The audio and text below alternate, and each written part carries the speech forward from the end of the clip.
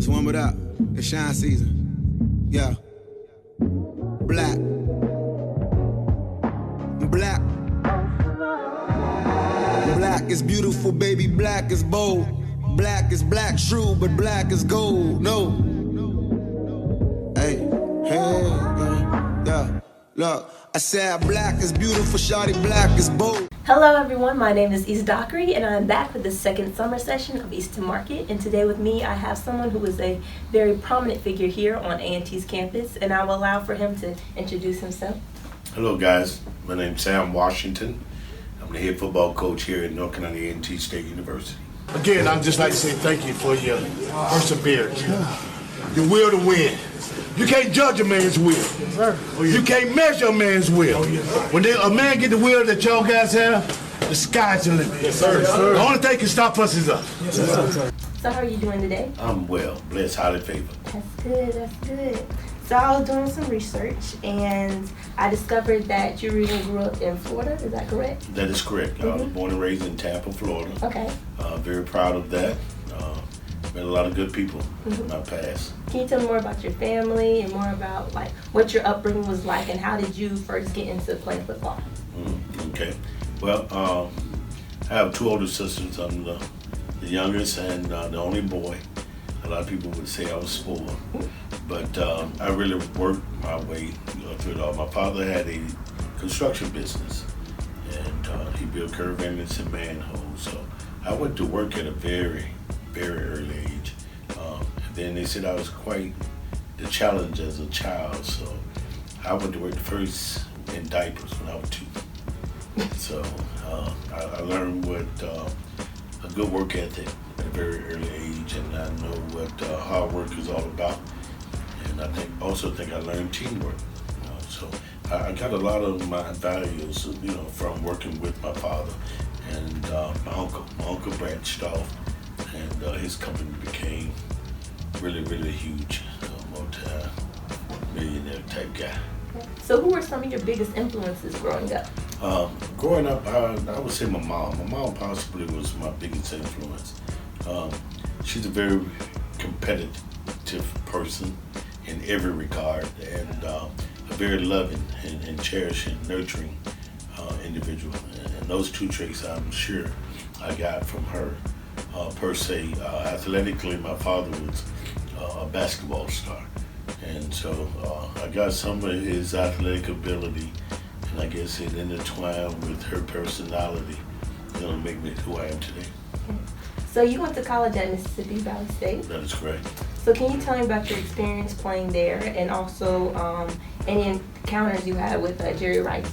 Oh, well, let me see, going to Mississippi Valley, I had several offers coming out of high school, but I think the one thing that really intrigued me most, the starting quarterback for the Tampa Bay Buccaneers at that time was Pontiac Dickinson, and he was a Mississippi Valley State University graduate, and I was a high school quarterback, so I really wanted to follow into his footsteps.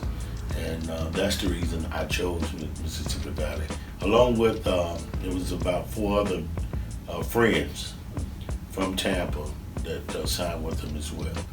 So those are the 2 things I think that really encouraged me, to attend Valley. As far as Jerry Rice goes, you knew early on. Now, understand, my junior year would have been his freshman year. So I had a couple of years on him. But you knew right away that he had something special. His work ethic and his approach to the game and doing things the right way was very important to him. Okay. So did you always know that you wanted to be a football coach? Absolutely. I had nothing else within my radar. I mean, from day one. And, my Little League coaches were very influential, in that regard. I really looked up to them, they kept us out of the streets, and I'm a product of, late 60s, early 70s, integration had just begun. So segregation was, alive and well. So a lot of the things, opportunities, the kids have today, we just did not have. and they were there for us and made sure that we did things the right way. And one of the things I really admire, academics. For you to play on the Little League football team, you had to bring your report card and you had to do well in the classroom. And I still feel that way today. So how do you push academics within this program? Well, it's mandatory. It's not negotiable. When we got here, we only had 33 scholarships, and it was based on APR. The graduation rate was awful. So that's one of the first challenges that we face, coming here. And they gave us 4 years. We got it right in 2. And this past season, we had 25 graduates. 25. And 8 played their senior year with a degree already in hand. That's good. Another 7 graduated in December, as soon as we came back from the Celebration Bowl. And we had another 7 to graduate, in May. And I have 3 outstanding now that will graduate this summer. Good. That's good. So before you got this position, you served underneath the former head coach, Coach Broadway. Correct. And so what lessons did he teach you that helped you prepare for this position? Man, so many. People. He had a big thing about people. Being able to identify good people and bad people. And surrounding yourself with good people. And doing things the right way. Don't shortcut it. Work hard and good things will happen. And those things I will treasure and take with me the rest of my days. So I want to talk about your famous video where you said, "Bring me my money." One last thing for you.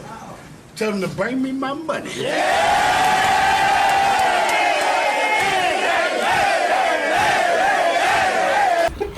I want to know, that was after the ECU game, right? That is correct. And so, did you expect to go viral off of that video or get that much attention Absolutely from that? not. Absolutely not. And I had no idea that someone was in the locker room recording. Mm-hmm. So that's the first thing we had to deal with. You can't record in there without us knowing. Mm-hmm. But that was where my heart was at that moment. It was a very tough game. We supposedly had played at 6 o'clock on Saturday, and it got postponed several times because of the inclement weather. Mm-hmm. And I was under the assumption that we would not play it after we had got started by 9:30. Now it's going to be 1 o'clock before the game's over. So I'm assuming that it was over, and just the way that the opposing staff and the coach approached that, just didn't agree with. So how do you feel about pushing for more elite black athletes to attend HBCUs? Well, I think there is a trend where it's coming back, but it's very difficult. Those Division I teams have so many resources, and they have so much to offer, that we just don't have. And, call it spade a spade, and I understand that. But the kid that we should be after, in my mind, is that next bracket of tier kids. They got those same abilities, they just possibly develop a little later, or some kind of circumstance that put them in that position where they are at that moment. And it's up to us to get them here and help them to develop and become, that great player or that great person. So what advice do you have to not just younger athletes, but to the parents of younger athletes who are looking to pursue football? Okay, I think they need your guidance, some. I think what parents doing now is doing it. They're doing too much. I think you need to learn from mistakes, and that's the best teacher. And now parents won't allow kids to make mistakes.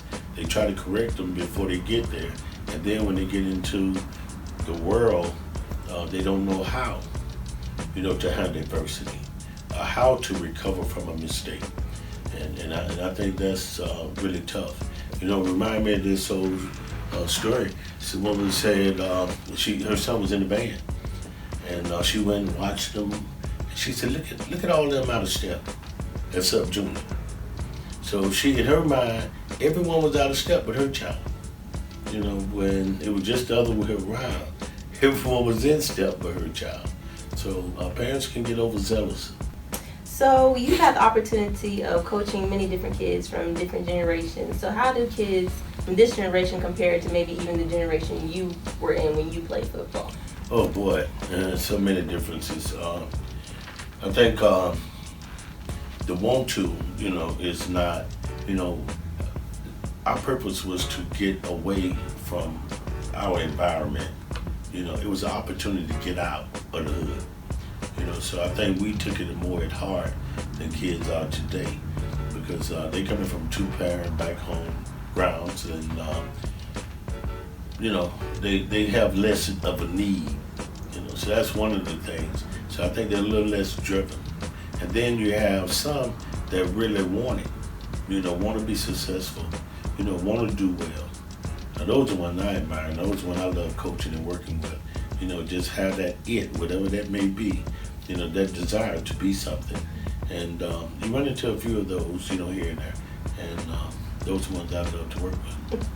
So can you finish the sentence for me? Coach Washington isn't Coach Washington without?